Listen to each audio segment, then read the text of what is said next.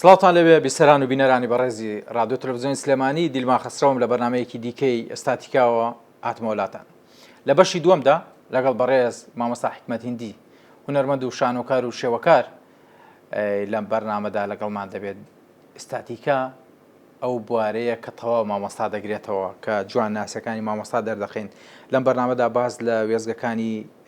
هونەر و کارکردن و بەرکەوتنەکانی لەگەڵ هونەرمەندان و ئەو بوارەی کە هونەر و شانۆی خۆی تێدا خاڵ کردوێتەوە قسە و باسێکی تێر و تەسەری لەسەر دەکەم، ئەوەی کە پێمان بکرێ و لەم کاتەدا کە هەمانە لەگەڵ مامۆستای بەڕێزدا ئەم بابەتانە شەن و کەوت دەکەم. مامۆستای بەڕێز دووبارە سپاس بۆ بەڕێزتان. دەزانم بووم بە ئەرک بۆ جەنابتان. قەت ئەرک نین، گرنگ ئەوەیە ئێمە نامەکەمان نامەیەکی جوانی و برایەتی و خۆشەویستی و ئاشتیە بە خەڵک و خۆشەویستی ئەم شارەی دەگەینی. من دەزانم ناحەقیم دەکرد ئەگەر لە بەرنامەیەکدا لەگەڵ بەڕێز تا بەرنامەیەکم بەڕێکردایە و ناحەقیش دەکەم ئەگە بە دوو بەرنامە، بەڵام چی بکەین کاتەکە ئەوەندەیە کە بتوانین دیلمان قسە هەزارە و دوانی بەکارە. بەڵێ کورد وا ئەڵێ بەڵێ قسە هەزارە و دوانی بەکارە. باش الکەلیمە طەیبە سەدەقە. بەڵێ وشەی باشیش وەکو خێر وایە. بێگومان بەرنامەکەی تۆش خێرە، خەڵکانێکی پێ قاڵەکەی ئەوەی کە نازانێ ئەیزانێ، ئەوشی کە زانیوێتی ئەڵێەوە دووبارەیە. بەڵام مامۆستا من ئێمە ئامانج و ئەجندای ئەم بەرنامەیە ئەوەیە کە دەمانەوێت لە نێو خێزانەکاندا لە نێو دایک و باوکەکاندا لە ڕوویان بێت کە سەیرمان کەن، لە ڕوویان بێت کە گوێمان بۆ بگرن، لە ڕوویان بێت کە بزانین ئێمە چی دەڵێن و چوانەیەک دەبەخشینەوە.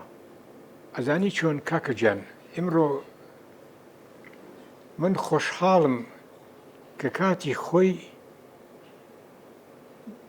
هونەرمەندان کە وەرە گیران لە پەیمانگا و هونەرە جوانەکانی مۆسڵ و بەغا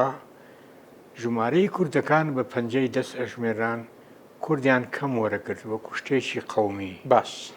کوردیان کەم وەرەگرت بە جەهدی بەڕێز مامۆستای خوارێ خۆشبوو جەلال عەزیز،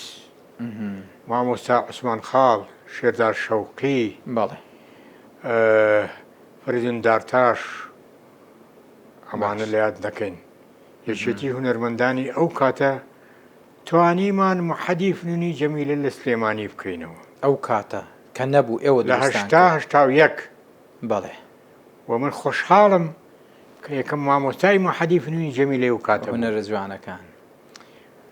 مامۆستامان لە شۆهانی مامۆستا عەلی جۆڵا یەکەم عەمید، مامۆستا کوردە ئەحمەدی یادی بەخێر لە ئەمریکایە، جێگری مامۆستا عەلی، عەبدوڵڵا ڕەسوول لە هەولێر، بەختیار قەفتان لە ئەوروپایە، ئازاد جەلال لە مەسرح لێرە، مامۆستا بەدیع دارتاش، ئەمانە داینەمە ئەمانە وە بەندەتان، هیوا عەبدوڵڵا لە ئەوروپایە، مامۆستا ئەحمەد سالارتان لەگەڵا بوو؟ ئەحمەد سالار لە مەحەدی لە مرکزی سەقافی جامیعەی سلێمانی بوو، جامیعان گوێزایەوە بۆ هەولێر. مامۆستا ئەنوەر قەراخی و مامۆستا ئەحمەد سەلاریان هانیەوە شان بە شانی مامۆستا بەدیعە بەشی مەسرحیان کردوێتەوە. مامۆستا ئەنوەر قەراخی لەگەڵ مامۆستا سەلاح ڕەوف بەشی مۆسیقییان کردەوە. ئاوا محەدی فنونی جەمیلەمان پێکهێنا. ئینجا زایرمانە زایر عەبدوڵڵا پارەمان نایە چوو مفرداتی منهەجی محەدی فنونی جەمیلەی بەغای هانی ئیستیساخمان کرد و بە 50 دیناری و کاتە ناردمانەوە. سرایان نەکردن لەو سەردەمەدا؟ چۆن؟ سرایان بۆ دروست کردن؟ نە قوربان سرعەکە چی بوو نانێش بکرێتوانێت. نەیانێ. ئێمە چیمان کرد؟ تەلەبەی موسڵمان وەرگرت عەرەب، تەلەبەی کەرکووکمان وەرگرت تورکمان، تەلەبەی هەڵەبجە، دەربەنگی خان، کفری و کەلار، وامان لێ کرد محەدی فنونی جەمیلە بوو بە محەدی فنونی جەمیلەی کوردستان. کاکە گیان سەرەتای ساڵەکە فراوانتر کرد. دوو هەفتە لەمە پێش دوو تەلەبەم هەبوو، هیچیان ناویم ئومێد بوو، ئەوتران خوشکی ناوی سەرپێل بە هەردووچیان وەرگرت تورکمان بوون، ئێستا لە کەرکووکن. دیاریان بۆ هانی بووم بۆ ماڵەوە، سەرسەر شەوقی هانی بووی بووم، زۆر پێی گەشامەوانێ وتی ئێستا باپیرێنی گەورەنەوە کەتە مناڵ بوون. ئەنجا ئەوەی کەوا گرنگە محەدی فنونی جەمیلە. ئەنجا دوایی کولیەی فنونی جەمیلە کرایەوە، دکتۆر کەماڵ خەیات هات بۆ محەدی فنونی جەمیلە وتی مامۆستا محەدەکەی ئێوە زۆر فراوانە، ئێمە ئەمانەیە کولێ فنووی جەمیلە بکەینەوە مامۆستان بەرێ داوای مامۆستای لێ کردی داوای مامۆستای لە مەحەدی فنووی جەمیلە کرد ئێمە مەبەستمان بوو کولێی فنوونی جەمیلەش بکرێتەوە ئەنجا لێرە چ مامۆستام یەکەم مامۆستا عەلی جۆڵا وەکو عەمیدی کولێی فنوونی جەمیلە یەکەم عەمید بەڵێ مامۆستا کوردۆ جێگری دیسان ئەوش چۆ بۆ جامیعە مامۆستا هیوانە مامۆستا نەعیمە بەیانمانی هاوڕێ ئەنوەر فەخری شێداد حەسەن وەکو مامۆستا ئینگلیزی ئەوانە چوونە جامیعە ئێمە کۆمەڵێک ماینەوە لە مەحەدی فنوون ئەوانە چون بۆ ئەوێ لەوێ بەعزەشیان بەیانمانی دکتۆرای هانی بۆ مامۆستا لەوێ نەعیمە دکتۆرای هانی ئاکۆ ئینە کوڕی داوای لێبوردنەکەم بازە ناوم بۆ هاتن گرنگ ئەوەیە شادەکانن گەورەبوون بە دکتۆرا و ئەنجا لە عینی کولیە بوونەوە مامۆستا و کولەی فنوونی جەمیلەیان دروست کرد کە ئێستا ئەو کولێ منیش 2 ساڵ وانە بێژ بووم مدیری مەحەدیش بووم دوای تەربیە پێی زانی وتی تۆ چۆن ئەچی لەوێ دەرچڵیتەوە وەڵای ترنیانێش بچم باشە مامۆستا لەو کاتەدا کە دەبیتە مامۆستا دوو پرسیار وەڵام بەرەوە لەو کاتەدا کە لە زانکۆ وەردەگیریت چه هەستێکت هەبوو من باسی خۆمەکەم کە چوومە دواتر دێمە سەر مامۆستا وەرگیرام لە ئاکادمی فنوون جەمیلەی جامیعی بەغا چه هەستێکت هەبوو لەو کاتکە وەرگیرە ئەڵڵا عەرەبیم نازانی عەرەبیم نازانی بەڵام چی شێ کرد لە تەختی تا یەکەم بووم هەمووی ئاهاتن مامۆستاکان ئەو کاتە بەڕەحمە بێ فاق حەسەن تەختیتی پێوتین غازی سەعودی دەرسی پێوتینەوەنە ئیملاقی کیباری فەنی تەشکیلی عێراقی بوون عەبدوڕەحمان گەیلانی کوردیش بۆ خەڵکی گەیلان بوو نحتی پێوتین ئیسماعیل فەتاح تورک نحتی پێوتن محەممەد غەنی حیکمەت قوربانی ناوەکەی بم ئەوە حتا بوو بشمە مامۆستا هاتە ماڵەکەم بۆ سلێمانی کەوی مامۆستا مەوکاتە لەگەڵ نووسەرێکی عێراقی گەورە ناوی مەعەد فەیاض بوو لە مەجەلەیەکی شانەکردناوی کول العەرەب و لە لەندەن دەرەچوو بەڵێ مقابلەیەکی کردم لە لەندەن ئێستاش مامە مەجەلەکە لێ بڵاو بوانێ لە مەجەلەی کول العەرەب چه هەستێکت هەبوو ئەوە لەو کاتەدا گەورەیە بۆ من کەمە ئەو مامۆستایی پێیگەیانم بێت من ببینێ کە مامۆستام تەقلیدی ئەوەکەم لە کولەی فنوونی جەمیلە چی لێ داوا کردیت ئەوەی کە داوای لێ کردم وتی فێریان بکە بەس لەسەر قوڕ ئیش نەکەن چونکە قوڕمادێکە فێران کە با لە تەختە ئیشکەن فێران کە نەحتی بارز بکەن شت بکەن ئەو چیا گەورە شاخە گەورەتان هەیە و شاخانە هەوڵ بن ئەو شاخانە بکەنە نەحت یان لەو سەردەمەدا داوای بارزی لێ دەکردن ئەو شاخەکان بکەن بە نەحت بۆ خۆ شاخەکان بارزن بیکە بە نەحت بیکە بە دەموچاوەکو هەولێودی لێکە هەولودیوە هەولێودەوە تکراو بە جوانە جا شتێکی تەقلیدی هەیە لێرەوە کە لە سلێمانیەوە تێپەڕی بۆ دووکان زۆر جارم وێنەیە دروست بۆ لای ئێمە دەڵێن ئەو شاخە دەڵێ مرۆڤێکە و پاڵ کەوتووە دەڵێ ئافرەتێکە و پاڵ کەوتووە سەرنجیاوە مامۆستا ڕێکوایە بڵێ وانە ڕێکوایە شاخەکان وامان پێ دەڵێن کاکە ڕێکوایە تۆ ئەمەی بۆ تۆی هونەرمەند درکردن زیاتر تیمساری لێ ئەمەی لای خۆی خوار لای قەراخ باشە تیمساری لێ ناڕامچین کە خۆی تیمسالەکەی و دوژمنە پەڕێنێ مۆجودە بە دیوارەکەەوە لە ڕێگای کۆیە لە ڕێگای هەیبە سوڵتانوانە هەیبە ڕسمی لێ لە دیوارەکان هەڵکەنراوە کاکە بۆ تۆی هونەرمەند سروشت شتێکی کەیە تایبەتمەندێکی قوربانگیان ئەوە تاریخی منە بەڵێ ئەوە ئەسڵ و ئەساسی منە پێش عەرەب ئەویان کردو کە ساڵی عەرەب ئەکرات بوون بە عەرەب ئێمەینین ئەلەکرات پێمەڵان قەومی جن وەڵڵا ئەوان قەومی جنن ئێمە باشە ڕاستەکەی مامۆستا ئێستا ئەو کاتێک کە بڕیار دەدرێت و دەبیت بە مامۆستا هەستت چۆن بوو کە ئەو قوتابیانەی لە بەردەستا بوون وانەیان من شتێکی خۆشی بۆ بژێر باشە کە یەکەم جار بووم بە مامۆستا ئەو کاتە یاڕەبی یادی بەخێر مامۆستا سامی حسێن نازم ئێمە کۆمەڵی ئاکادیمی بووین بەڵێ یەکەم جارە کە بە کەلۆرە زۆر بگرین من مامۆستا ئەحمەد سالار مامۆستا بەدیعا مامۆستا عەلی کەریم مامۆستا هیوا عەبدوڵڵا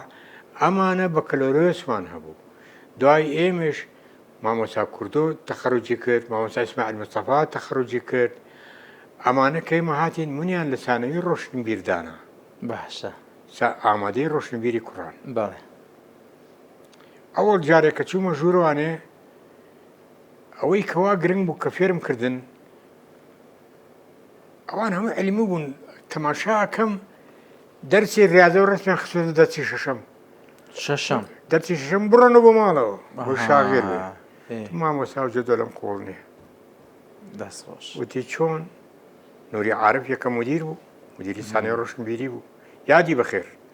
دۆست و خۆشەویستمە. مامۆستایشم بوو، مدیریشم بوو. ئێ وەڵڵا وتم دەرسەکانم بۆ خەیتە دەرسی سێهەم یا چوارەم، 5 نابێتە ڕۆشنەوە نییە. باشە هەمویانم فێری ڕسمیاوی کرد. بە زۆر دەفتەر ڕسمی چاکم پێکردین بۆی ئاویم ئێستا پێ وانەی پێنجەم و گۆڕی بە یەکەم و دووەم بە سێهەم و چوارەم. بە سێم و چوارەم ئەو کاتە تەلەبە نەشەتی هەیە، نشاتی هەیە. وای. دووەرە عیلم کەی بکەین عیلمی جوور هیچی پێ نامێنێ و دەرسی پێنج ڕاتەوە. بە عەرەبی و بە کوردی بە ئینگلیزی تۆ بیکەی من بە جواییشی پێ نامێنێ، بەڵام لێکوین وێنەی چی هینێکی ئەیتێ، یعنی تاقەیەکی تاقە. ڕسمی پێەکەی عیلمی و حەز و خولیایەکی دیکەشی دەبێت ئەچێتەوە ناو عیلمەکە بە تاقە و بۆچینەشی گەورەترەوە چێتەوە ناو عیلمەکە. باشە پێمانکردن بە سێم و چوارەم. دەستخۆش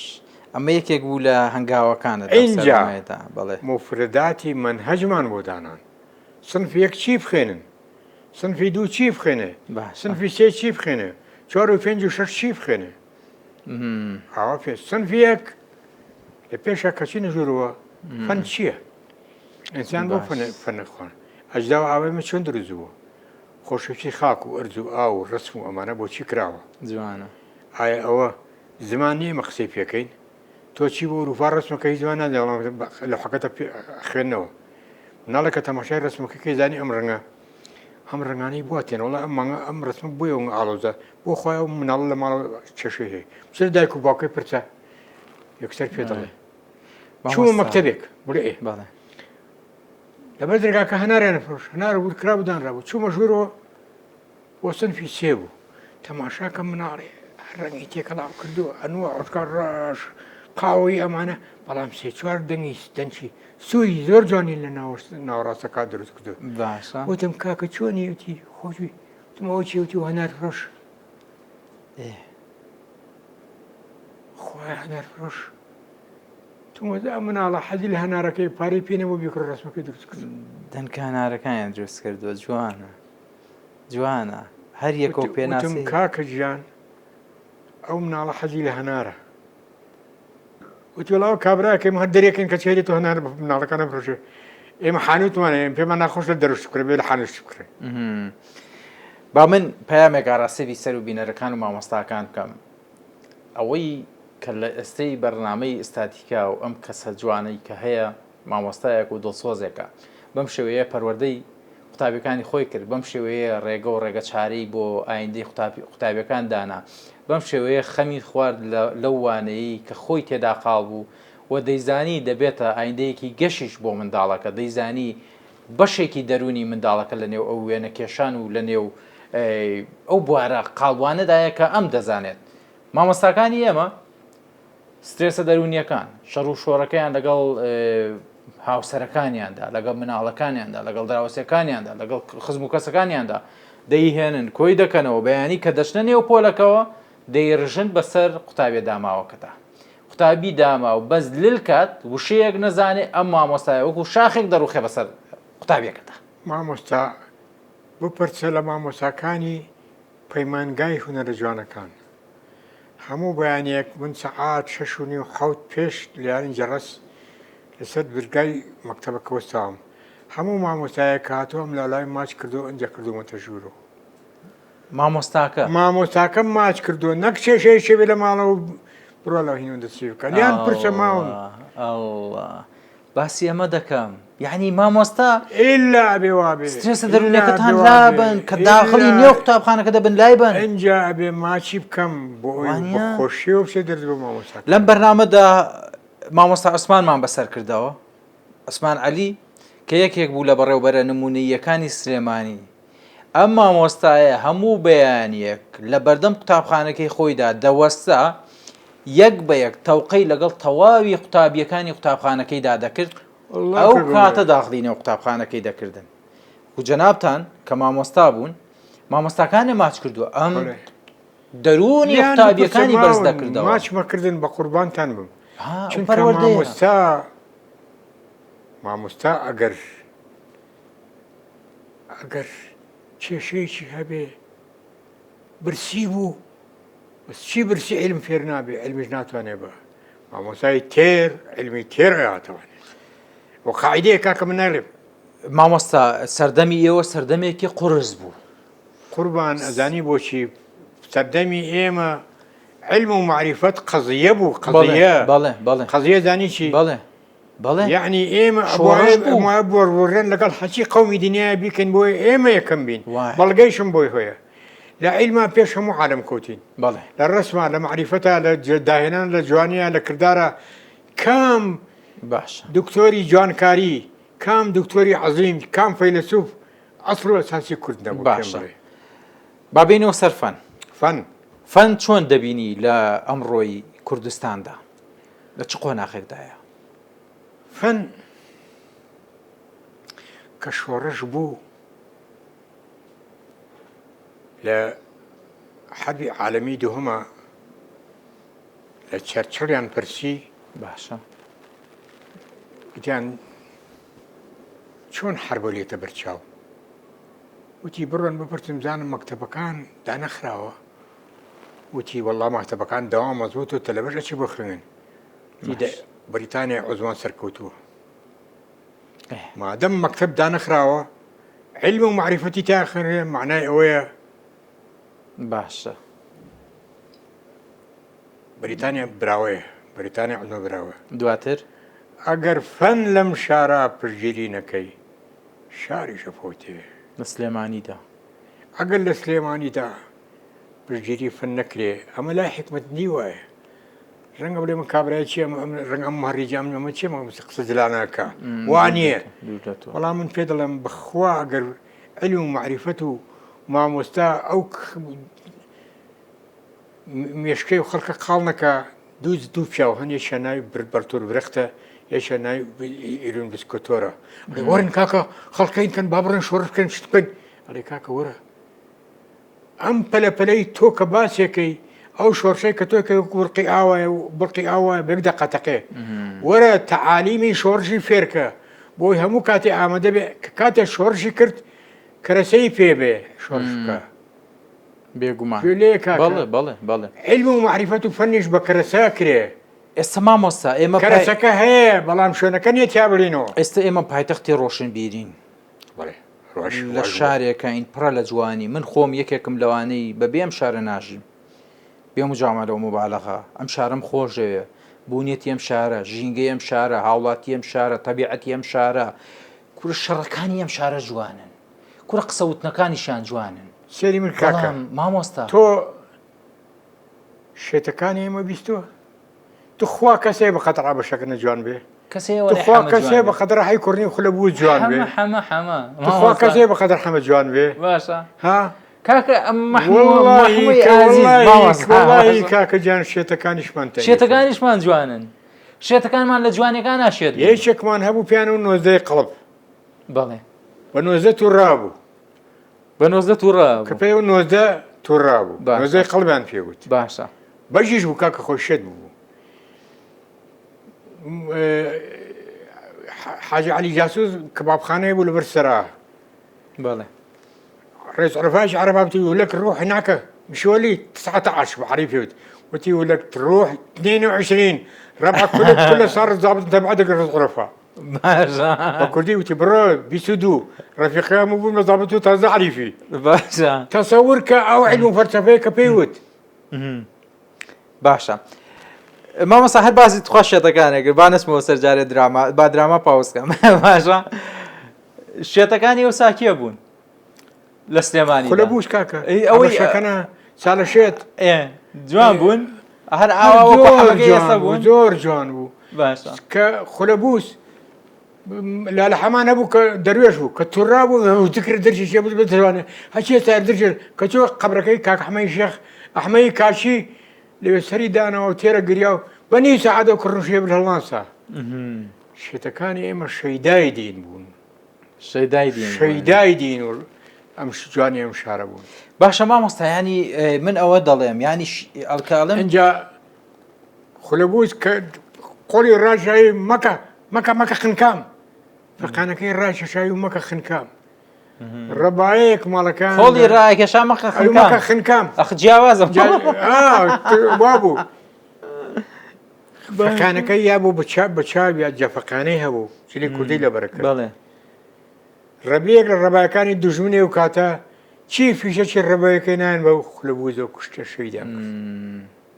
چی فیشەک هەیە ئەوان باکیان لە شێتەکانیشمان کرد تۆ بمبورن کاڵێم شێتەکان نەخێ قوربان ئێمە شێتین ئەوان عاقڵن ئەوان عاقڵن ئەوان شێت بۆچی شێتە بەس پێم بڵێ من وشەی شێتم زۆر دەمێکە باسی پیاوێکی گەورە وەکەم پیاوێکی گەورە ڕەفیقەشی گەورەم کە ناوی عوسمان شێوارە و بەشێکە لە ڕایدەکانی شانۆی ئەو سەردەما و هونەری کوردیش هونەری کوردی عوسمان عەزێتیان نا مێشی لە دەجا مامۆستا عوسمان شێوار هاوارێکە لەبەرتەرە الله ئەکبەر المەوت لصدام حسين دەمی گرت مامۆستا لەو سەردەمەدا لەو سەردەما سەدام فەرمانڕەوا بوو بەڵێ باش کە چاکمان کردوانێ هاتەوە هۆش خۆی دوای ئەوە ئەحەی کوڕنووی کرد ئاوایی بێکەسەی کرد چی نەکرد بوو بۆ پیاوە مەزنە بوو بە عوسمان چێوار پاڵتۆی کرد پاڵتۆی چی کۆپی کرد جوان چێوار پردی وڵاتی کرد یعنی مامۆستا جەنابتان پڕن لە ئەنتیمای نیشتیمانی بەشێک لەوانەی کە ئێمە ئێستا ناویان بە شێت بە بەخشا و بە هەر ناو و نازناوێک ناویان دەهێنین ئەوانە بوون کە با بڵێن لە پێناو کوردایەتیە مامۆستا من لەبەر حەسیب ساڵحا فڕانیانم مەفرزەیەکی ئەمن هات فڕانیان هێنام تازە لە مەحەدیفنی جەمیلە دابەزیم لەوێ دابەزیمە ڕۆژ ماڵەکەمان لای حەمامی لای فولکەی نێرگزەکان بوو بەڵێ وەڵا فڕانیانم ئەو فرانیانم یەکێک فڕانمی نای کەمال پشدەری بوو مەفرزەیەک و فرانیان و حتا بەغانیان وەستانم تا ئەوێ فرانیانم باش جەزا کاکە جەزا قژلی پێ لە مفۆز و ئەو بینیمی وتی مامۆستا ئام کرد کەرەوچەکەم پیشانە ئەو زانی کە فڕانیانم لە پاش 2 ڕۆژ ماڵەوان پێزانیم کە ئەمن بردومی دنیا گەڕان بە شوێنمە عەزیەتیشان نای قوربان بە بۆ تەسکەم لە ئەمنی عامە بە ئینێکەوە بەچیان و پێچان چاوکەم هەچی ها شەقەشی تێڵام کاکە دیلمان چاوێ نەکردمەوە دەمەچاوی تۆ غەریب نییە تۆمان کاکە کوردم خەڵقی سلێمانی ئەومی تران تێڵام هەتا 12 شەو دوای خسمانە ژوورێکی مەتر بە مەترە و ئاو دەستخانەش بوو تاکە کەسی 6 قفڵدان خست 9 مانگ و 25 ڕۆژ لێک ژووری مەتر بە مەترا بووم بەبێ نان و بەبێ ئاو ڕۆژی یەکەم و دۆم و سێم نان و ئاویان نامێت لە ڕۆژی چوارەمامێ خوێن لە هەموو ژیانمە هاتە دەرەوە لە لوتم لە شوێنەکانی کەم هەمووی خوێن هاتە دەرەوە لە تاوە نەشید مەوت ئەی ڕقی بەموت کاکە بەو هەموو وەڵڵاهی لەو ژوورای ڕقی بەوت ئەمزانیم کوشت با هەڵاوەندی بمرم لێرە ڕێز و ستایش و گەورەیم بۆ مامۆستا و پێشمەرگەی قارەمان مامۆستا ملازم عومەر کە مفاوزات یەکەم بوو لە عەلی حەسەن مەجیدی و تو هونەرمەندێکتان گرتۆ بەری بن ناوی حکمەتندیە وتوی وەڵڵا ئەوە لە ئێوەیە گرتومانە وتوەکە لە ئێمە بێسای پێتانە گۆڕینەوە بەریوار ڕوکنێک عەلی حەسەن مەجیدی و تو لە پاش 9 مانگ بەربووم بەڵێ مەلا بەختیار عینێ شت هاتوونە سەرخەت سەرۆک مام جەلال هاتبوو سەرخەت بۆ بەربوونەوە بەندیان کردی بۆچی ئەمری قەبزەکەی من لە سەدام حوسێنەوە بۆچی بەندیان کردی من لە یادی 12مینی دامەزرانی کۆمەڵی ڕێزەرانی کوردستان شانۆگەریەکم دروست کرد لە شاخ بەناوی ورن با ئەم شانۆگەریە پێک بێنن نەسەکی نەسر محەممەد ڕاغب بوو لە مەجللی ئەخلام وڵاو بوو بەڵێ ئیتر برادێکی ڤیددیو گرتووی یاوی بە ئەمنی عامە تەقریر لەسەراوی بە هەر ڤیددیۆکەی بە فلیمەوە گرتووە پیشانیان نام لەوێ هەر ئینکارم لێ کرد هەر کوشتیانم وتیان ئەڵام هەر ئینکارم لێ کرد ئێستاش ئینکاری لێکە من نەبوو قوربانە بە مامۆستا ئەنجا ئەوەی کەوا گرنگ و ئەساس بێ کاکە دیلمان گیان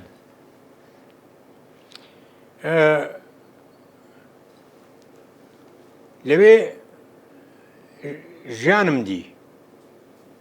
بەڵێ ئینسانم دی کۆمەڵێ یەزیدیان هانی زیاد بە 50-60 کەس بوون هەمان بدن بە ژۆری ئەدام و زیینگە بە چاڕیان کردن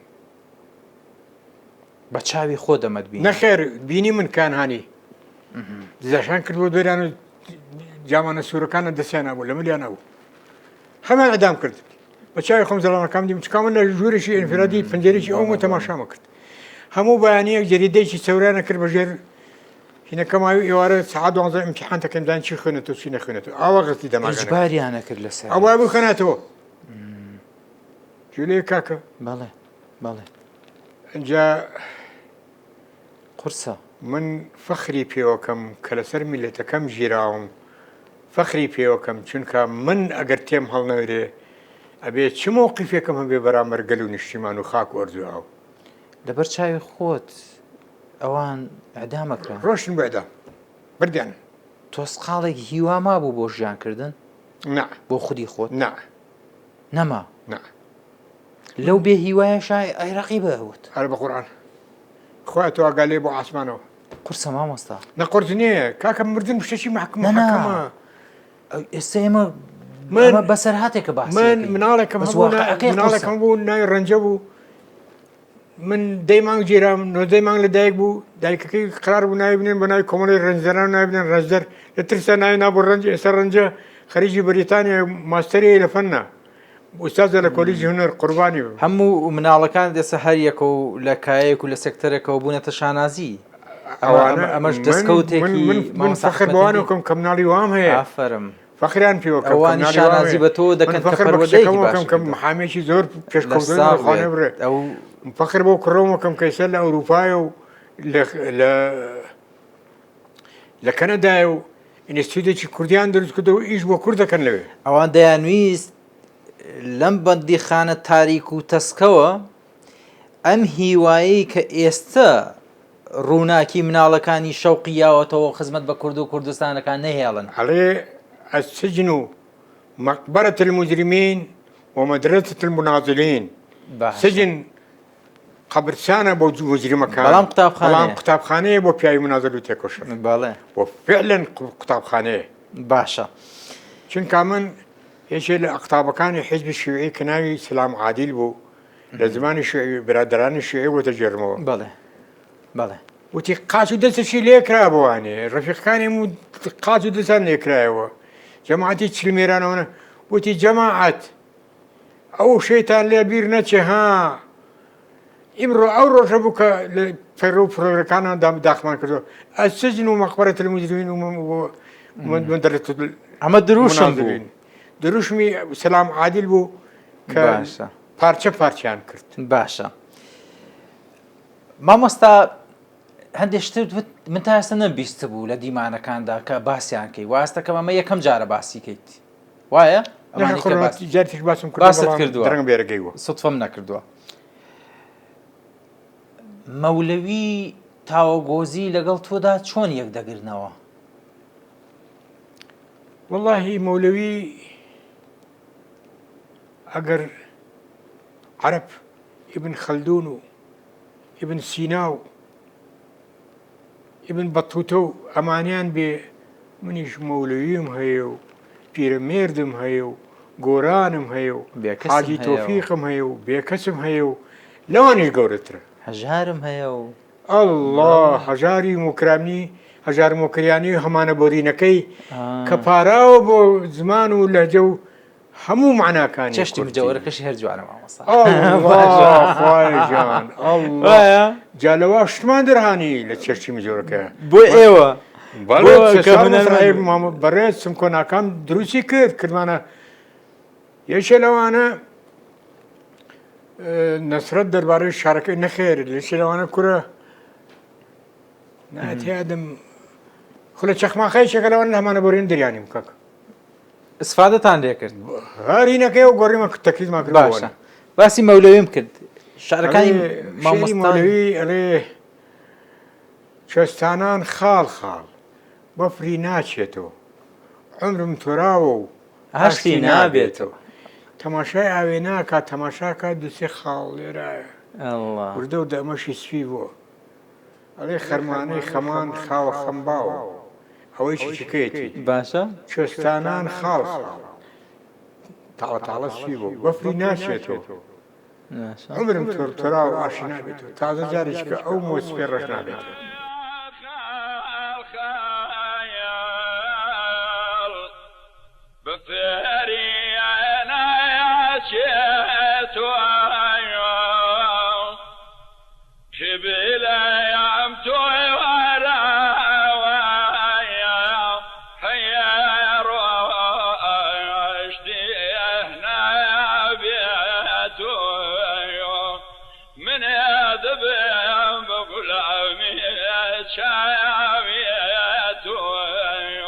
چیتر هەبوو ئەو کەشەنەڵێ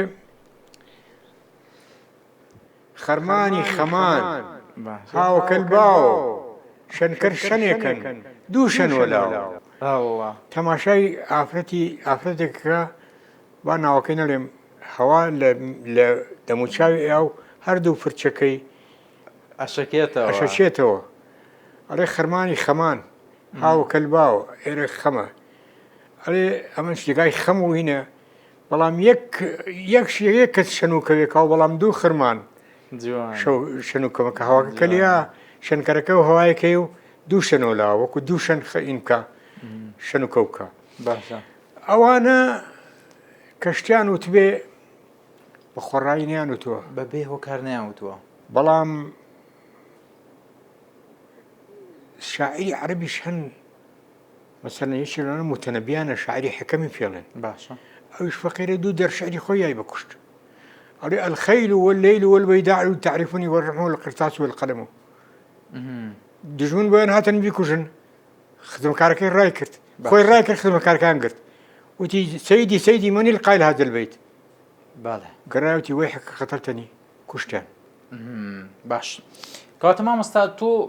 تەنها بە شەعری ناوچەیەکەوە نەوەستاوی حەزێ لە ئەدەب بووە لایەنە ئەدەبیەکە هاتوویت لە هەورامی با بڵێن لە شێوەزارەکان کە هەبوون لە سۆرانی بە عەرەبیشەوە خوێندنەوە و خوێندوتەوە وەکو حەزێکیش لە خۆت خاڵ کردوێتەوە تایە دەرس و دەردەورەکەی ئێمە زەمانێ بوو ئەوەی خواست بوو ئەزانی چۆن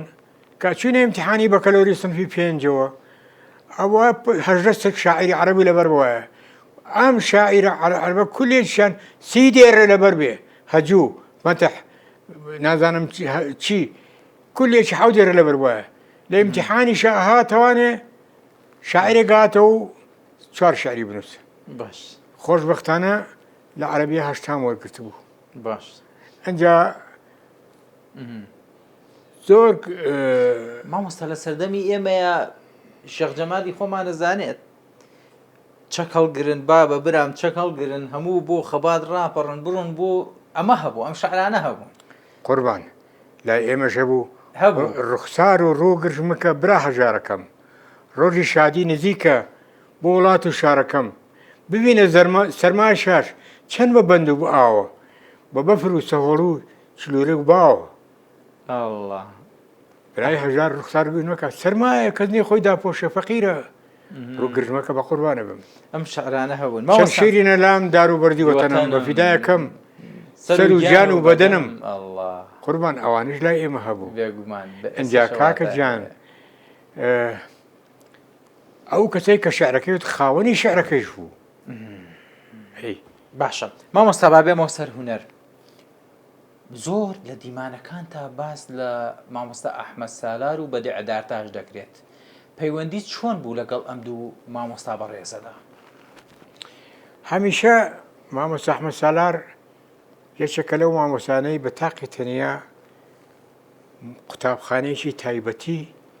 هونەری شانۆیە، قوتابخانەیەکی تایبەتی تێکستی شانۆیە، قوتابخانەیەکی تایبەتی شعرە کە لێرە لە شعرەکانی ئەڵێ لەگەڵ ئەستێرە من ئەدوام خەیاڵم هێندە باڵا بوو هەتا کۆت و بەندی ئەم سەردەمە لە پێ و باڵام نەئاڵا بوو. جوان ئەمە دێرە شعری مامۆستای هێژا و خۆشەویستم ئیملاقی شانۆ مامۆستا ئەحمەد سالارە. خۆش دەوێ ئەگەر بڵێم لە خەم زیاتر ئەیان مامۆستا قوربانە بم قوربانە بم مامۆستا گیان ئازێتی خۆمەیە. مامۆستا ئەحمەد سالاریش دڵنیام مامۆستا بەدیعەش مامۆستا بەدیعە دیسانەوە مەدرسەیەک بوو لە مەحەدی فنون،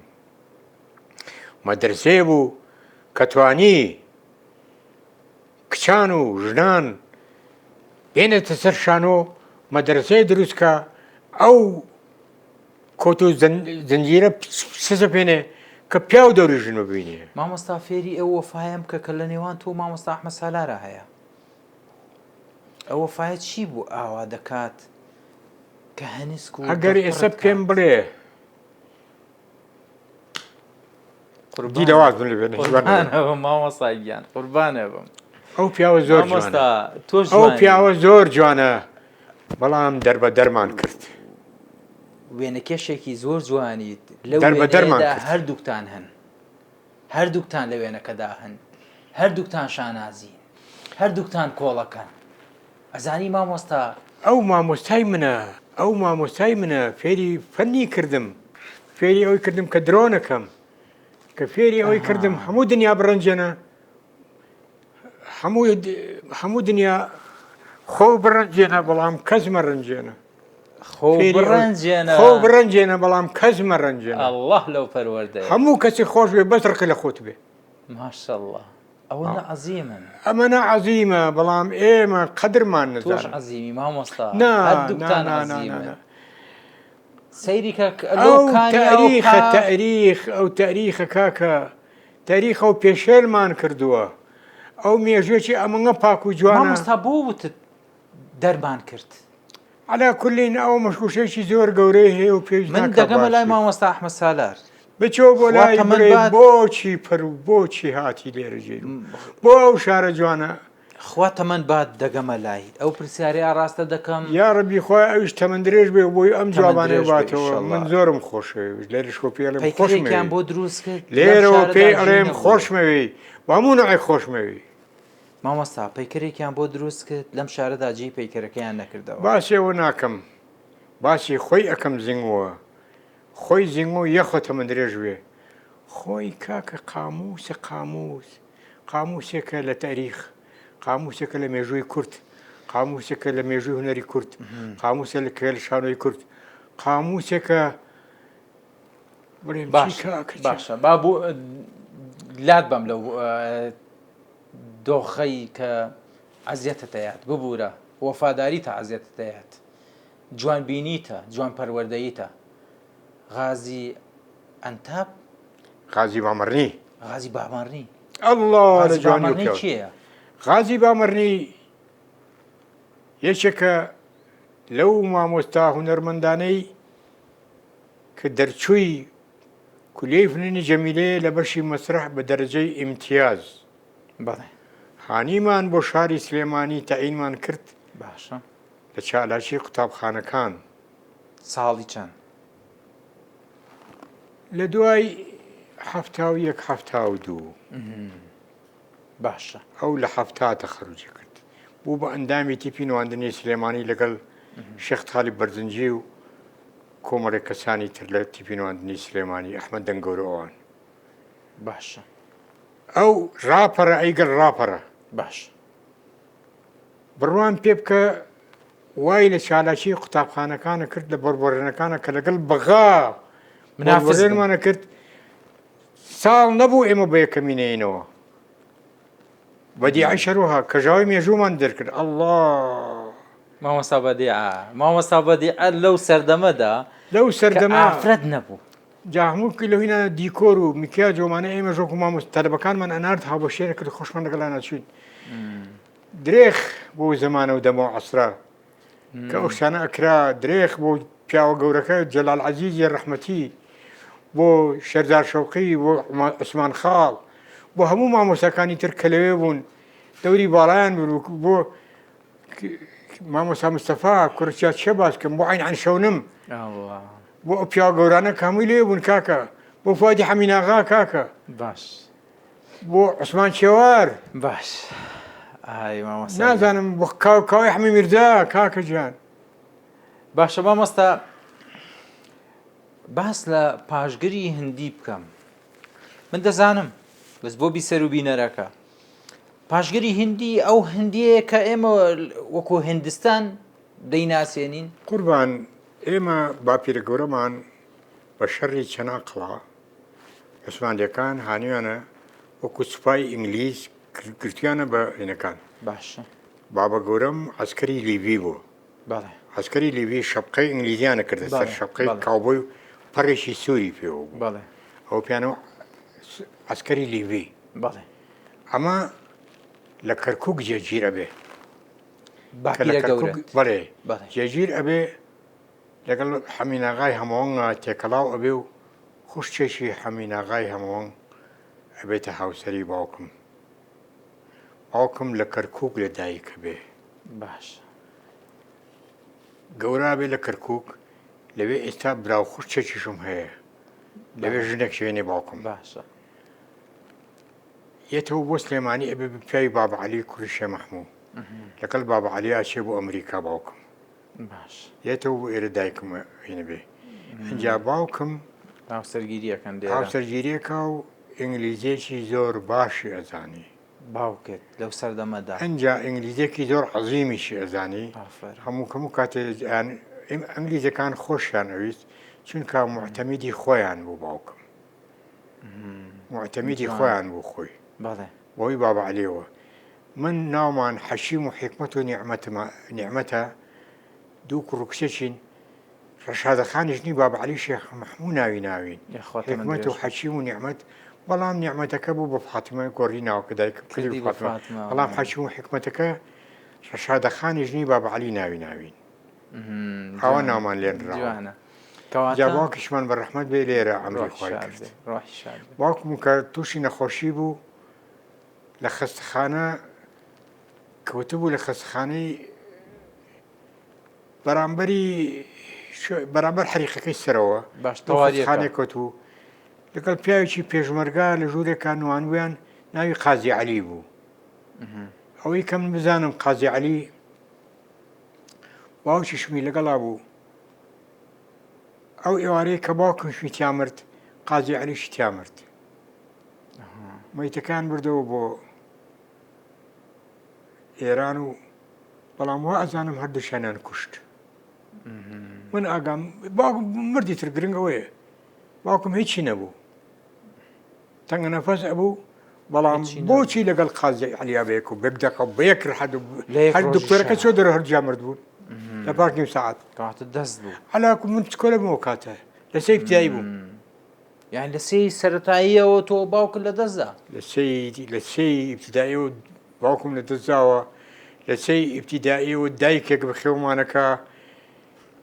سێ براین هەر چەکمانی کرد دوو براین هەردووکمانی کردە قارەمان پیاو کاکە حەشیم ئەو تێی لە کوردستانە پیشەکە تەقێ بە شۆرشی ئەیلولیشە و تا پێشمەرگایەتیش و تا ئێستەش هەر پێشمەرگەیە ئەو دایکە قارەمانانە زۆرن و زۆر بوون لە ڕابردووشدا کە ئەم کەسە سەرکردانە دروستکەن و مرۆڤی سەرکردە دروستکەن ئەوەی کە ئەمڕۆ حکمەت هندی دروست کردەوە و دایکە قارەمانە بووە ڕاستە تۆ باوکت زوو ڕۆژ زوو بەجێ هێشتی بەڵام ئەو بیئەیە کە دایکمی تیا دروست بووە وای پێویست بووە کە من و ئەمسالی من و هەموو دایکەکان وان پێویستە کوڕەکانیان بەو شێوەزە پەروەردە بکەن ئەو کاتە وا پێویست بوو کاکە باشە چونکە ئێمە لە کولیەی فنون 6 کوردونی و بووین کە بە عەربی بە کوردی قسەمان کاکە لا سێر عنسوری یحشی بالعەربی وان پێوتی مامۆستا بە کورتی وەڵامیان پرسیارم بەرەوە دەزانم پێت باش نییە بیکەم بەس با بیکەم بۆ خانووەکەیان ڕووخاندیت والله کاکە گیان ئیتر خۆ دەردی کابراڵێ خۆ لە چەخمەخە خۆی جامەکەی بوو بە شەریان و منی تیا چووم تویان کردە قوربانی باش قەیچەکە باش خۆمیتیانە بووم قەیچەکە چاچیان کردێتەوە باش قیتەکەی خراپ بوو قوربانجان با لەولاوە قوربانجان با پێ مناڵ بوون لەم لاوە واللهی کاکە گیان من پێ دەڵێم منەڵم بە نەکبەتی لەدایک بووم دوو لە جەنابێ من کاتێ لە دایک بووم دایکم شیری نەبووە ئەمەڵم دایکەیە کە شیران ناوەتێ ئاخر جار گەڕەکی جوولەکان ژنێک هەبوو ناوی چەحلەی حەشیم برایم بۆ جوولەکە بووە مدەی یەک مانگ شیری جوولەکەم پێدراوە چەحلەی حەشیم برایم هەموو بەیانیە کاتووە سەعاتێ شیریەوە بە من ئەم چاڵە کابینی چاڵی چەحلەی حەشیم برایمە پێ بوو بۆم ناتاشێ دای من تورکان بجێ بڕیت ئەوە لە کار دوگڵاتان پرسی ئێرە بۆ جارۆتی کاکەی من جوولەکەین بەڵام بێ مەشرەی بێنین بایە مامەستا جەنابی مفەتیش الله بۆم باسکە چ دەقێکی جەنابی مفەتیشت زۆر لا جوان بوو ئێستش هەل لە ئەرشیفی جەنابتا لێ دەدرێتەوە یەک حیواری جەنابی مفەتیش هەیە ئەیوت چی کارێ سەدی کول ڕەسوڵاغا بەهین ئەڵێ بە من ئەڵێ تۆ ماڵەکەم کردو بە حەبلەی تەعاروف نه جەنابی مفەتیش ئەوە نییە ئەوە جەنابی مفەتیش ئەوەنەوە پیسکەی تەرپیرە جەنابی مفەتیش مدیر المەدرسە ئەڵێ ناو ترجی ناو ترشات باشە جارێ قوربان وڵی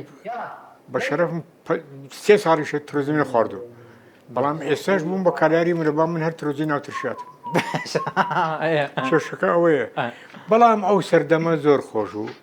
بوو چونکە وشەکانی وشەی ئەو مەسرحیاتانە بە تەواوی و کوبۆم باس کردی ئەگەیە هیچ کەسێک نێ بەناوی خۆی ناوبنێ ئیلا بەناوی تێکستەکانەوە نەبێ کاکە لەبەر ئەوە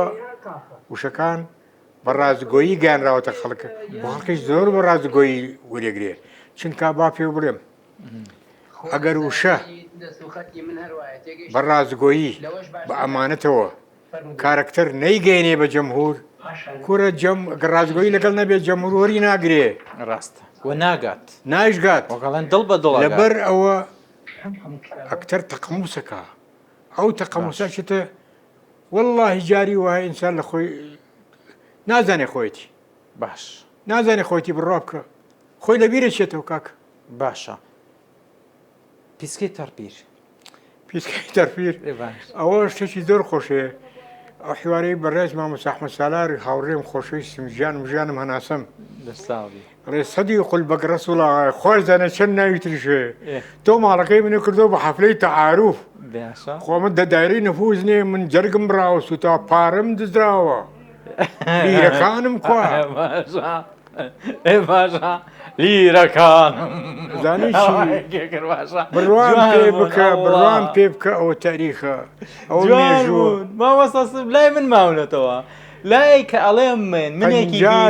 پەنجا جیلی کەیش نەخڕیەکە چونکە ئەوە بیدایە و سەرەتای شانۆی ڕەسەنی کوردیە بەرامی تریش بە ئەوانی کە پرژێنەکەم خۆمانەکەم بە پاڵاوانە تریش ئەوانی تر کۆمەڵی کەسانی گەورە هەبوون مامۆستا من ئەمە ئەو شتانە ئێمە با بەڕێز مامۆستا تاڵی بەرزنجی لە یاد نەکەین ئەحمەد دەنگۆرە بە یاد نەکەین کەوا حمیرزا لە یاد نەکەین ئەوانەش خاوەنی مەدرسە بوون کاتی خۆی کاکە ئەوانش لە یاد نەکەین ئەوانش گەورن سمکۆ عەزیز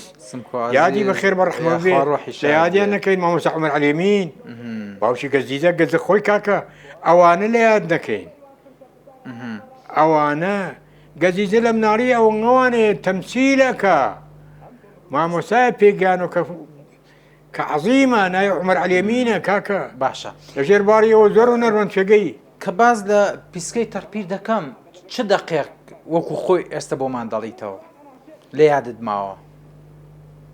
وەڵی پیسکەی تەرپیر ئەگەر بڵێم هیچی لەبینە یەک حیواری هەیە ئەگەر لەبیرم مابێ دی لە تۆ 50 ساڵەمە پێش من بیرە خەیتەوە حیواری 50 ساڵەمە پێش من خۆشم نازانم ناوم چێ خۆشم نازانم ناوم چیە کاکە وەڵام مامۆستایەکی گەورەیت و ناو مامۆستای خۆشم نازانم ناوم چییە قوربانەوە. حیوارێکی تیا بۆڵێ کوڕم بە چیا بزانم کوا تۆ کوڕی سەدەی خول بەگرە سوڵاغای بە نۆزاد مەجێڵێ ئەڵێ ئەگەر بزانی کوڕی شێم ئەوان پێناڵێ ئەم موسیلەیە بینی ئەمە هی باوکمە ئەڕێ ئادەی بێنە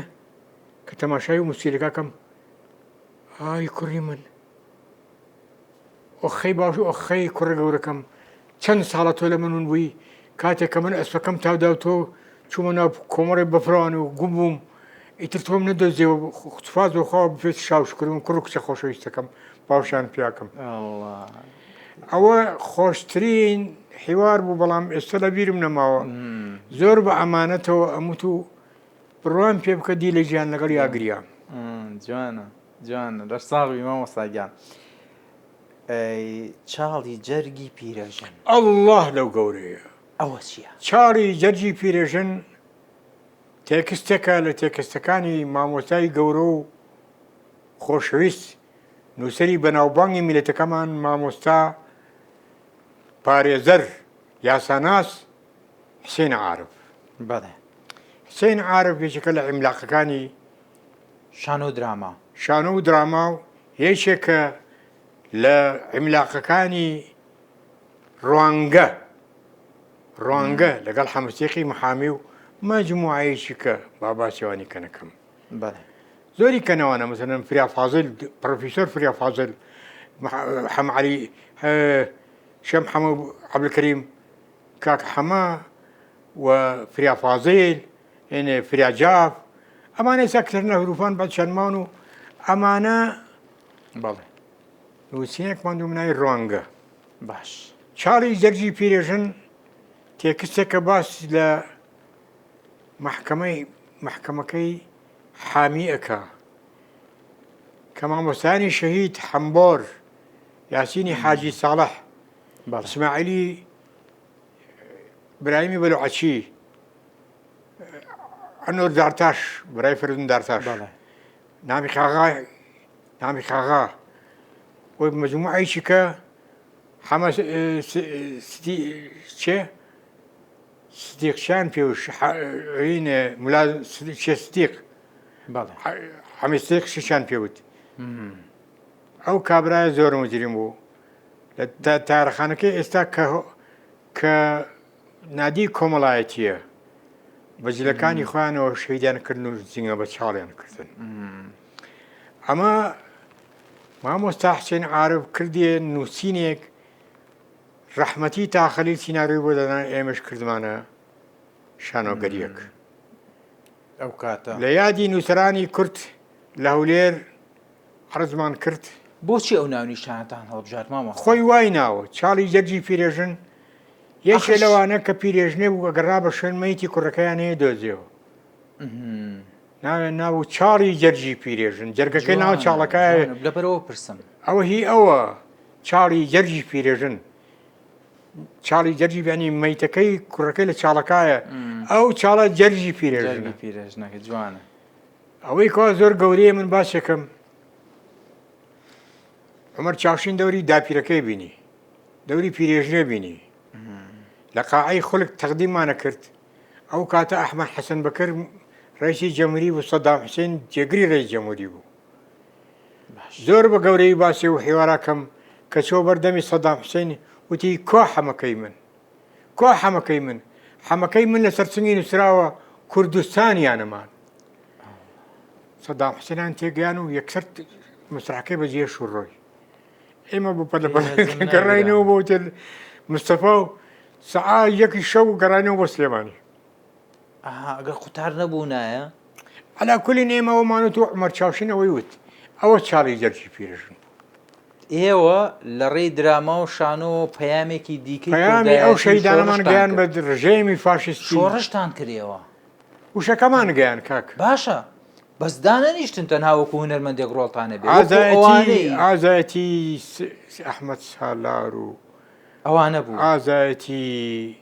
کەواتە تۆ مامۆستا زۆر تاخەلیل و ئازایەتی هونەرمەندانەی ترەکە کەواتە دەتەوێت بڵێ هەڵنامەیان گەیان داینەمۆی کوردایەتی لە ڕێی هونەرەوە مامۆستا ئەحمەد سالار بووە؟ مامۆستا ئەحمەد سالار و ڕەفیقەکانی ڕەفیقەکانی کە من بۆم باس کردی مامۆستا ئەحمەد سالار مەدرسەیەک بوو باشە لە کۆمەڵی هونەر و وێژی کوردی لاچوین تیپی پێشەومان دروست کرد تیپی پێشەو لاچوین من لە تیپی پێشەو وازم هانی چوومەوە کۆمەڵ ئەحمەد سالار تیپی شانۆی سالاری دروست باش مامۆستا دەزانم لە چەندین دراما و فیلم و شانۆدا ڕۆڵ و پێگەت هەبووە و زۆر جاریش دەوری بتۆڵیت پێدراوە نامەکانی ئەشرەف یەکێک بوو لەوانە نامەکانی ئیشرەف یەکێکە لە یەکێک بوو لەوانە یەکێک بوو لە ئیشە جوانەکانی لوقمان غەریب لە کۆمپانیای زەنێنە کۆمپانیاکەی مەسی فیلم بۆ شتێکی ئاو بە تەقینە کرد ئەو کۆمپانیایە دووچە ئیشی زۆر جوانی کرد یەکی لەوانە نامەکانی ئەشرەف بوو کە دەوری باڵای خۆی بینی ئەکتەری جوانی تیا بوو ئیشی جوانی بۆ کرا باشی پێکا بوو مامۆستا لوقمان غەریب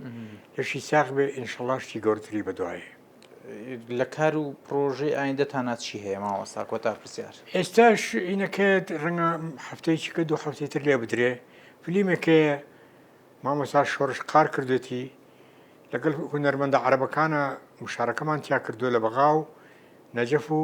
سلێمانی عەرز کراوە تەواو بۆ ئینشەڵا پیشانەوە باشە دوایین قسە دەبێت دوایین قسە بکەم بەڵێ یعنی ئێمە هەمووی زۆر لەوەش مامۆستا خوا بەڕاستە جێی شانازی ئەڵێم ئەی خوا کە ئەم شارانم خۆشەوێ ئەی خوا کە کەسانم خۆشەوێ بۆ ئەم خاکە بوونەتە قەڵغان بۆ ئەم خاکە بوونەتە سۆپەر بۆ ئەم خاڵکە بوونەتە سوتمات بۆ ئەم خاڵکە بوونەتە خوێن و ئاو ئای کە خەڵکانم خۆشەوێ یا ڕەبی خواتە من درێژون بۆ خەڵکانش کە نەیاری ئەم خاک وەرزاون کاکە گیان بیرێ لە خۆتان بکەنەوە ئەم خەڵکە ئێوەی بە گەورە زانیوە ئەم خەڵکە ئێوەی خۆشەوێ دە ئێوە ژۆرن لەگەڵ خەڵکە خاک و ئەردە ئاواتان خۆش وێ زمانەکەمان زۆر جوانە خەڵکەکەمان زۆر جوانە کورە خاکەکەمان زۆر جوانە هەمووتانم خۆشوێ من دەڵێم بەواتای خۆی بەهێزەکانمان خۆش بوێت نەک بێهێزەکانمان خۆش بوێت و بەساقڕ بم خوا بەهێزەکانیش خوا هێزان بێتی بۆی خاک و ئەردوان خۆشوێ مامۆستا پایەدار هیوادارم هیلاکمان نەکردبیت هەتا بەیانیم هەر لەگەڵتان من سپاسی جەنابتان دەکەم هیلاک نەبوو گەورەی جەنابتان لە هێشتا تازە سەیدەیەتی هێشتانەوەی ماوە زۆر سپاسی جەنابتان دەکەم من دەزانم بە بەرنامەیەک و بە دوو بەرنامە حەق نایەم بۆ ئەرشیف و بۆ ڕابردوە جوانی جەنابتان هیوام لەر ساقیتانە تەندروست بن بەس ئەوە نەدەڵێم تکاتان لە یەکەم ئاگاتان لە تەندروستی خۆتان بێت دی لە ژیان من ئەو چاوانەی تۆ ماچەکەم بەدەر لە هەموو حاڵەتێکی حیزبایەتی چونکە کەسان حیزب دروست دەکەن حیزب کەس دروست ناکە بەڵام چی هونەرمەندی ئەم شارە هەیە و شاری هەولێری شێ و شارەکانی تری شێ و کوردن و بۆ خاک و ئەردو ئاوێ مەگرین تو خوا بیان هێنە بە ئەسی خۆیان تاو بن بیان هێنە بیان دۆزەرەوە مامۆستا کردمانیان نەمان کرد قوربانێ بم من قسەی خۆم کردووە نازانم دوای من چی مامۆستا من هەرگیز بە ڕەنگەوە سەیری جەنابتم نەکرد ئەڵێم قەت باسیەوە منە کە باسێکم ئەڵێم تو خوا ئەوانش کۆکەرەوانە بیان هێنە بەرنامەکە گەلێ جوانە وەکو جوانی خۆت وەکو جوانی بەرنامەکە وەکو جوانی ستافەکە وەکو جوانەکەی شێخ جەمال قوربانی بم بەخۆی سێ کامیرۆ ڕاوساوە هەموو ئیشەکان بەنجامەگەێنێ گورە من چۆن نەیخۆم ئەو پیاوە قوربانی تۆ بە مامۆستا ئەجا ئەوە کامێرەکەی لە خۆی خۆشەویسترەوە کاکە ئەمانە سەربازی ونن کاکە جەن ئەو سەربازەونە با ناودار بن گوناحن خۆی جندی مەجوولی بە درگەمەڵ سەربازی ون بووە بێگومان قوربانێ ڕاستە کاکە یاخۆ دەستی خۆش ئومێدوارم کەسم نەڕەنجان بێ هەر خۆمان ڕەنجێنم خۆشەویستانم یاخوا ئێوە پایە بەرز و گەورە بن و تەمەند درێژ بن و سوپاسی وەکەم هونەرمەندان بمبەخشن ئەگەر ناوێچەکەم لە بیر چوو بێ بە گەورەیتان من ببەخشن یاخوا لەش ساغ بیت شانازیت پێوە دەکەین تەمەند درێژ بن لەگەڵ تەواوی ئەو هونەرمەندانەی کە داینەمە و مامۆستا و دامەزرێنەری هونەری کوردین یاخوا لەش ساغبی مامۆستا دووبارە سوپاس کاکە سپاس بۆ بەڕێستان بیسەر و بینەر لەگەڵ مامۆستای پایەدار مامۆستا حکمەت هیندی دوو بەرنامەمان تۆمار کرد لەم دوو بەرنامەدا حەقم بە تەواوی ژیانەکەی مامۆستا نەیە دەکرێت ڕوبەڕووی خۆی بڵێم داوای لێبوردنی لێ دەکەم هیوادارم ڕاگەیاندنەکانی کە ئەوەی کە ئێمە تەواومان نەکردوەوان بتوانن هونەرمەندان بەسەرکەنەوە ئەو داخ و کوڵ و ئازارانەی لە لای هونەرمەندەکانە بتوانن هەندێک بیڕەوێننەوە ناڵێن تاوەتی ماریکەن ئیشەڵا ئەو 100 ساڵ یادەی هوەر کە ئێمە هەمومان کەم تەرخەمین بەرامبەری ئەوش باس کە بۆ هەموو ڕاگەاندن گلێشان لێ بکە مامۆستا ئەبە مەخاڵێکی گرنگە کە ڕاگەیاندەکان دەبوو وەک دەسەڵاتی چوارم کە ئێستا دەسەڵاتی چوارەمیشان تیا پەڕاندووە لە هاتنا یادی و ڕۆژان بکرداتەوە ئەو 100 ساڵ بۆ ئەوەڵ شانۆ بین هەولێر دێرینە بێم لە هەولێر باسی سلێمانی بکەم کە سلێمانی خۆی ئەو هەموو کتێرە بچن لەوێ من ئافرم دەستخۆشی بۆ دکتۆر سالار دەکەم لە دکتۆر سالارەکان دەکەم کە درک بە 100 ساڵەی شانۆ دەکەن لە سلێمانیەوە مامۆستا پایەدارەکانی هاوشێوەی جەنابتان دەباتە هەولێر و لەوێ ڕێزلێنانی بۆ دەکات لە هەولێرەوە بە سلێمانی دەڵێت ئێمە زۆرمان نییە ئێمە خزمەتمان هەیە ئێمە یەک دەنگین یەک نەفەسین یەک کورد و یەک کوردستانی باچی تر ئەم ڕەنگانە لاپین وەک دکتۆر سالارەکانی ئیشکەین ئیشەڵڵا هەر وەک ئەو ئیشەکەن و ئینشەڵڵا لەمەولا ئێمە ئەبێ پێش ئەحداسەکان بکەوین ئەحداسەکان با بەرەو ڕووی ئێمە بێن و چارەسەری بکەین نەکمان پێچێ کە پێکان هیچمان پێ ناکرێت ئێمە حداسەکانە پێشین سپاس بۆ تۆی پێچی لەشت ساغ بێ سپاس تۆ گەنجەشی جوانی یا ڕەبی تەمەند درێژوی من زۆر لە ڕازیم دلە ژیان قوربانە بە دیلە ژیان من ئەو دلەیە زۆر جار دیلە ژیان تۆ ئەوەمە دیلەی ئەزانیشی کوڕی شەهیدی منە گریان قوربانە بم دەستێ ماچەکەم ئەڵڵا کە پیرۆزی لای قوربانە بم حورمەتی هەیە ڕێزی هەیە مامۆستای پایەدار لەگەڵم بوو سپاس بۆ تەواوی وتە جوانەکانی سپاس بۆ ئێوەش کە کاتتان پێیان و ئەوەندەمانەوە لەگەڵمان بە هیوام هیلاکمان نەکردبن وەکو مامۆستا گوتی بە هیوام شتێکمان نەگوت بێت دڵتان گەرد کات و بێزارمان کردبن سپاس بۆ شێخ جەمال کاگیا من کاکشوان خواتان لەگەڵ بێت